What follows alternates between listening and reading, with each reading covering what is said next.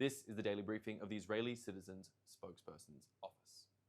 This week, the New York Times reported the complex rules that Israel follows to minimize harm to civilians in war. The Times claimed Israel loosened its war rules, and the Times criticized how Israel evaluated harm to civilians before striking terrorists. The Times criticized how Israel warned civilians before striking terrorists. But that means that fighting in an all-out war, Israel still evaluated harm to civilians. Israel still warned civilians. And the Times actually proved just how hard Israel tries to limit harm to civilians while striking the murderers that hide behind them. One thing in particular the Times reporting stood out to me.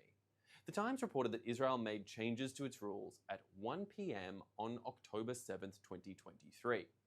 Now, what was going on 1 p.m. on October 7th, 2023? Well, Hamas death squads were still in the middle of their rape and murder rampage across Israel.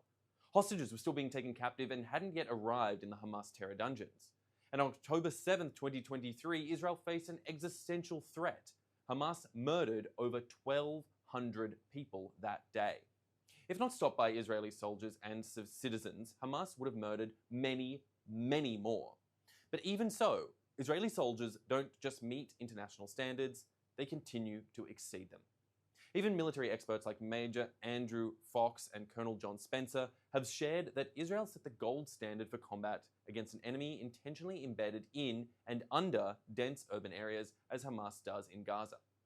So I challenge you to find out what the civilian to combatant ratios were in other major urban wars of the 21st century, and to find a war in which they exceed the standards that have been set by Israel.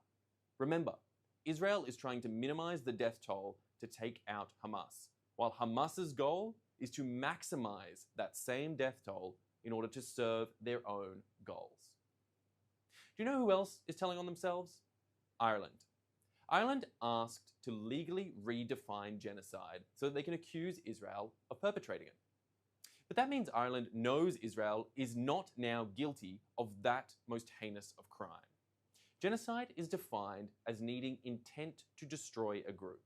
And that means someone has to mean to do genocide in order to do it on purpose.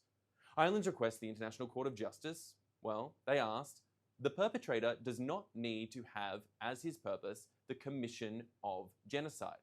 Yes, they actually wrote that.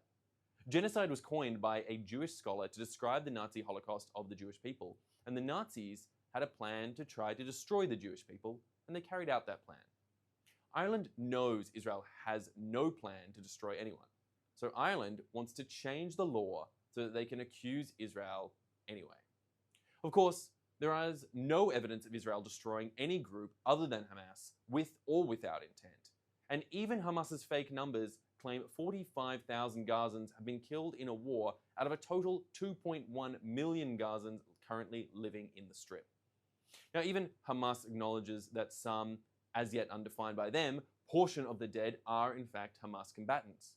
But Ireland really wants to accuse the Jewish state.